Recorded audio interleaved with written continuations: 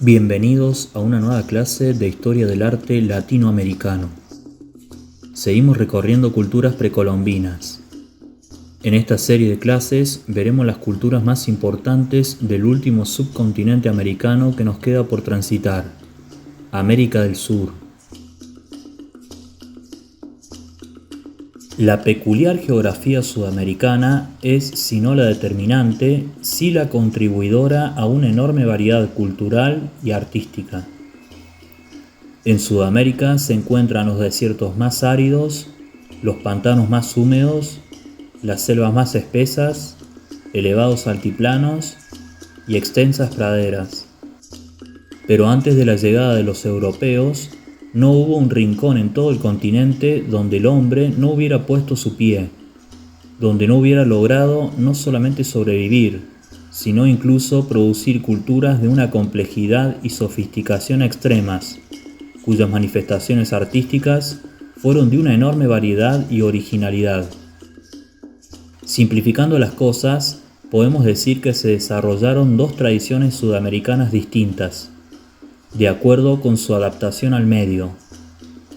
Los andinos, cuyo entorno estuvo limitado por la cordillera de los Andes, que recorre el subcontinente como una espina dorsal a lo largo de unos 7.500 kilómetros y alcanzando alturas de más de 7.000 metros.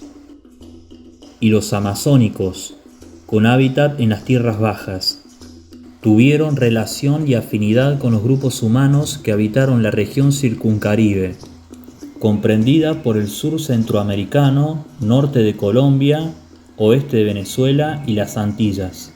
Es por eso que vamos a dividir el subcontinente en dos grandes regiones culturales, las tierras bajas y los Andes. Estas, a su vez, presentan subregiones.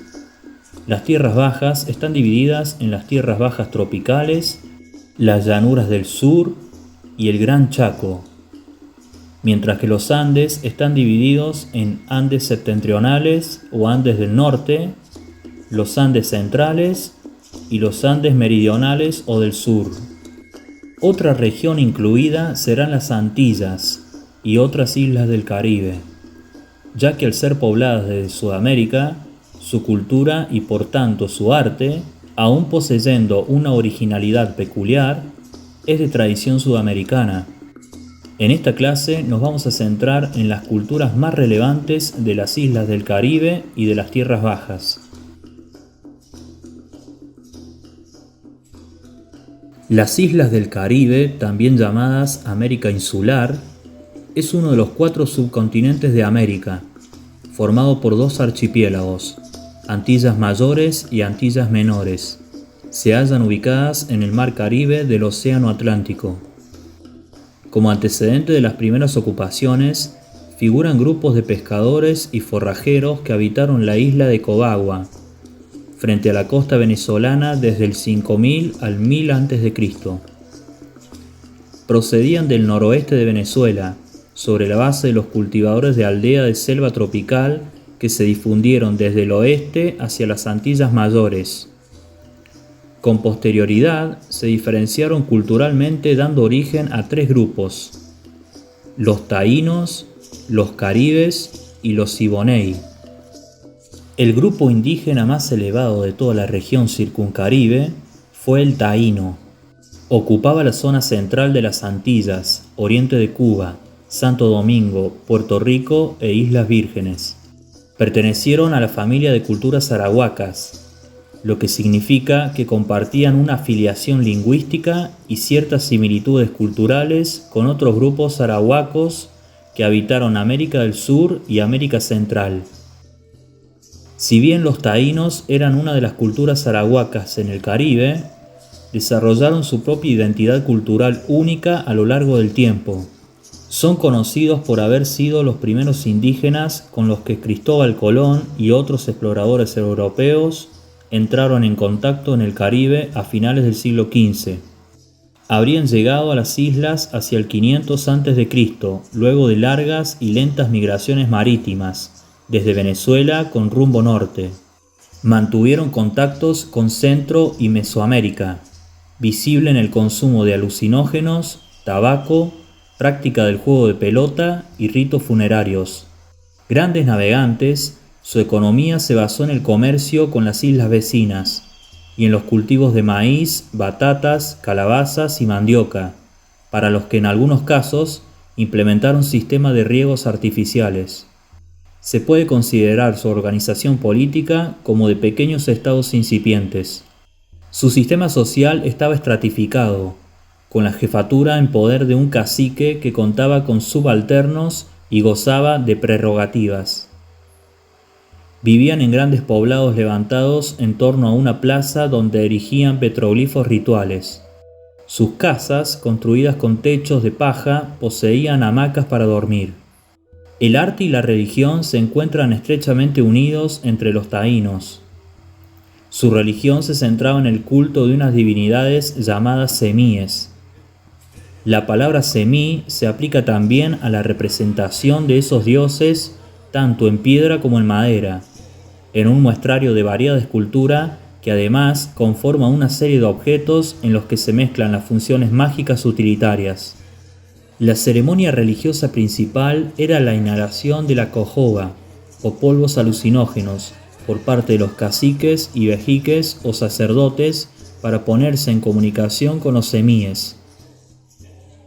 En cuanto al arte, los semíes se representaban como figuras antropomorfas en posición sedente o arrodillada sobre las que se proyecta una especie de plataforma o bandeja. En esa bandeja se colocaban los polvos que iban a ser inhalados. Representan siempre seres esqueletizados, con las costillas y la columna vertebral claramente señaladas, lo que se ha puesto en relación con la espiritualidad de las prácticas chamánicas. También estaban los dúos. Son asientos a modo de banquetas ceremoniales que también se relacionan con el culto de la cojoba. En ellos se sentaba el cacique para la inhalación ritual, por lo que a la vez son símbolos de rango. Tienen un vago carácter antropomorfo, representando una figura sedente, y en ese caso del respaldo de la banqueta emerge una cabeza estilizada, constituyendo las patas, los brazos y las piernas de la figura. Esas figuras antropomorfas son también representaciones de semíes. Entre otras manifestaciones artísticas, ya siempre en piedra, destacan los trigonolitos o íconos tricúspides. Son piedras talladas en una forma básica piramidal, perfectamente pulidas y que se consideran un rasgo diagnóstico de la cultura taína. Pueden aparecer sin decoración, pero generalmente tienen una cabeza en un lado y piernas en el opuesto, o una cara frontal, encontrándose la punta del cono sin decorar. Se trata de seres antroposomorfos o de características mezcladas, y que parece tratarse otra vez de semíes. Se han puesto en relación con deidades de la agricultura y parece que se enterraban en los sembrados para propiciar la fertilidad. La producción cerámica taína fue importante y de gran variedad, generalmente inclinada hacia la decoración incisa y sobre todo modelada, aunque no se desdeñaba la pintura que se ha perdido dado su carácter vegetal, pero destacan sobre todo los vasos efigie, con representaciones zoomorfas, antropomorfas o mixtas, generalmente tipos humanoides de formas un tanto grotescas, incluso con deformaciones corporales, como jorobados, personajes que aparecen en la mitología taína y que parecen volver a poner en relación estas figuras con los omnipresentes semíes. Tardíamente y procedentes de la selva tropical continental, los caribes arribaron a las Antillas Menores. Dedicados a la agricultura, se encuadran como cultivadores de aldea. Era una sociedad adaptada a la continua beligerancia, y sus costumbres antropófagas le dieron fama de terribles guerreros, pero su estructura social fue más simple que la arahuaca. Generalmente asaltaban aldeas arahuacas, tomaban como esposas a las mujeres y practicaban el canibalismo con los hombres. El mando lo ejercía un jefe de gran poder. Por último encontramos a las tribus Siboney. Su origen se remontaría al noreste de Venezuela, hacia el 2500 a.C. Era un pueblo de pescadores y recolectores que llegó a las Antillas por medio de canoas. No tenían organización política ni cerámica. Elaboraron utensilios cotidianos y realizaron entierros. Desde el 1000 a.C. comenzaron a llegar a Puerto Rico grupos antecesores de los arahuacos, que con el correr del tiempo se difundieron a las demás islas y expulsaron a sus primitivos habitantes siboney, que para la conquista solo restaban en algunas regiones de Cuba y Haití.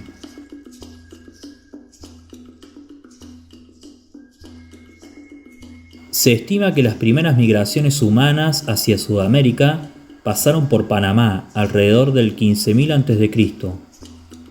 Eran grupos nómades de cazadores-recolectores de los que solo quedan restos precerámicos, diseminados desde Nicaragua hasta la región costera de Colombia, Venezuela y Ecuador. En general, todos los grupos de la selva tropical de la etapa tuvieron un desarrollo similar. Inicialmente basado en una economía dependiente de la caza, recolección y obtención primitiva de recursos fluviales o marítimos. Hasta el 3000 a.C. vivieron al amparo de cuevas y aleros rocosos, donde dejaron gran cantidad de utensilios y herramientas. Algunos estudiosos sostienen que el origen de la agricultura y la cerámica americana se encontraría en Bucarela, sobre las zonas bajas del río Amazonas. Las zonas bajas colombianas, cerca de la costa, ya estaban habitadas antes del 3000 a.C. por grupos que marisqueaban, recolectaban y consumían animales pequeños. Un asentamiento de esta época es Puerto Hormiga, con su montículo de 1,20 m de altura y 40 metros de circunferencia y una población estimada de 50 a 100 personas. El más antiguo vestigio de cultivo y cerámica es del complejo Rancho Peludo, en la península de Guajira, con grupos que dejaron platos para mandioca, textilería, alfarería gruesa y enterratorios de bebés en vasijas. Los asentamientos de Canapote, Crespo y Barlovento en la región de Cartagena serían la línea migratoria y evolutiva de estos grupos desde Puerto Hormiga hasta Valdivia, Ecuador.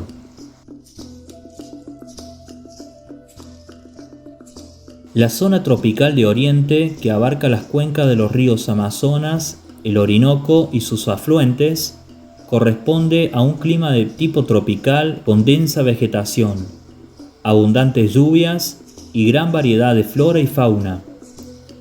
Presenta altas cordilleras que encierran mesetas y cuencas, siendo el ambiente caluroso en las costas y valles y templado en las montañas. Su vegetación pertenece al tipo de selva amazónica. Aquí existen todavía una serie de grupos indígenas sobrevivientes de una larga tradición cultural que se remonta a siglos antes de la conquista española. Son grupos tribales, horticultores, pescadores y cazadores que han sabido adaptarse a un medio ambiente tan especial como es el de la selva tropical amazónica. La cultura arahuaca fue un conjunto de pueblos que tenían una lengua en común, una amplia distribución en América del Sur, y se cree que su origen se encuentra en la región del Alto Orinoco en Venezuela. Desde allí se expandieron tanto hacia el norte, llegando al Caribe como los taínos, y también hacia el sur, ocupando regiones de lo que hoy son Colombia, Ecuador, Perú, Brasil y otras áreas. Eran cultivadores y buenos alfareros. En la Amazonia, su cultivo más importante fue la mandioca, dulce en el oeste y amarga en el norte y el este. De característica venenosa, haberla transformado en alimento fue un admirable logro de los arahuacos. Introdujeron el maíz, con el cual preparaban tortillas, y el tabaco. Además disponían de batata, frijol, ají, algodón y cañas para flechas. Mascaban las hojas de coca con cal, usaban polvo estornudatorio y fumaban cigarros y en pipas primitivas. Consumían frutos de plantas silvestres y carne animal solo en escala reducida. Fueron excelentes artesanos de cestería, hilado y tejido. Realizaron estupendos adornos de pluma, gorro y capotes. La comunidad económica no fue la tribu, sino la macrofamilia, forma idéntica a la aldea, y podían ser patrilineales o matrilineales. El jefe gozaba de poca autoridad, y solo en caso de guerra se agrupaban varias aldeas para elegir a un capitán. Los chamanes curaban con magia y herboristería, controlaban el tiempo, la fertilidad, conjuraban a los espíritus y se elevaban por medio de ayunos y narcóticos. Los muertos pertenecían al círculo de los vivos y eran enterrados dentro de sus casas o en una fosa cercana. Creían en demonios, espíritus de difuntos o de la naturaleza, gnomos y seres acuáticos que acechaban.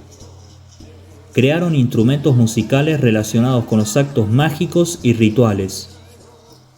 En términos de arte, los arahuacos crearon una variedad de obras que incluían cerámica, tejidos, objetos de madera tallada, joyería y esculturas. Sus diseños a menudo se basaban en motivos geométricos y representaciones de la naturaleza, como plantas y animales.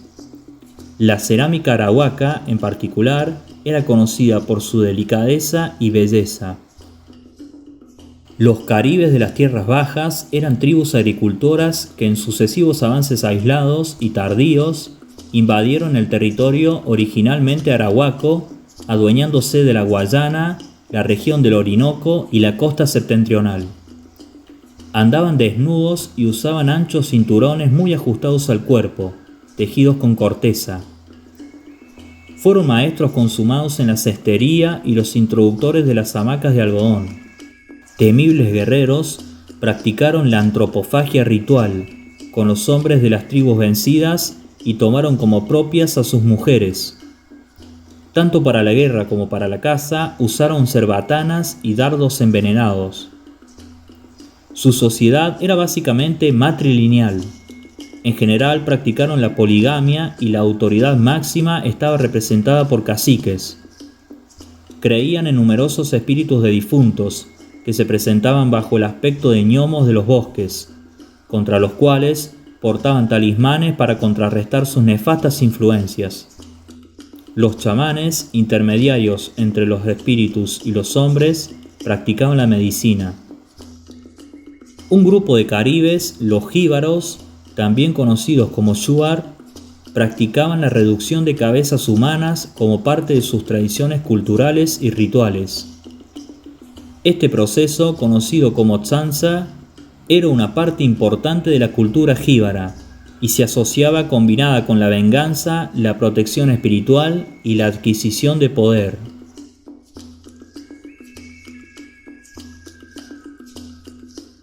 Las llanuras del sur comprenden a los territorios aledaños a las cuencas del Paraná, o sea, sur de Brasil, Paraguay, noreste de Argentina y Uruguay. Su geografía corresponde a una zona de tierras bajas donde predominan las llanuras alternadas con selvas y regiones de pastos altos. También se la conoce como tierras altas orientales. El Gran Chaco, a su vez, tiene un clima húmedo y cálido.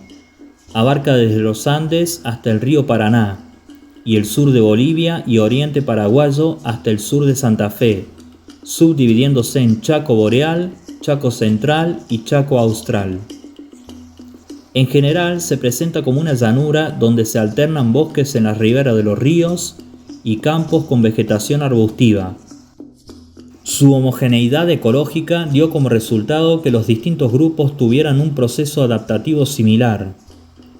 Entre estas dos regiones se va a destacar la cultura tupí-guaraní. Históricamente conocidos como guaraníes, fueron grupos portadores de la cultura amazónica que establecieron asentamientos a lo largo del río Paraná. Practicaban la horticultura mediante el método de roza, cultivando maíz, mandioca, algodón y tabaco. Completaban su dieta con la caza, pesca y recolección. Vivieron en aldeas formadas por grandes casas comunales, malocas rodeadas de empalizadas y fueron expertos canoeros. Tuvieron una industria lítica poco desarrollada y una alfarería simple. Era característico de ellos el uso del tembetá o besote labial y la manufactura de grandes urnas funerarias. Sobre el litoral argentino hubo dos núcleos de asentamientos guaraníes, uno en Misiones y otro sobre los arroyos Sarandí y Malo en el delta del Paraná. Debido a estos movimientos migratorios, el tupí se difundió como lengua franca sobre toda la Amazonia y numerosas tribus fueron guaranizadas.